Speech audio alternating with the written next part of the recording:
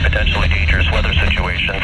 Specifically built receivers can be automatically activated by the signal to warn of the impending hazard. Tests of the signal and the receiver's performance are normally conducted by the National Weather Service between 11 a.m. and noon each Wednesday.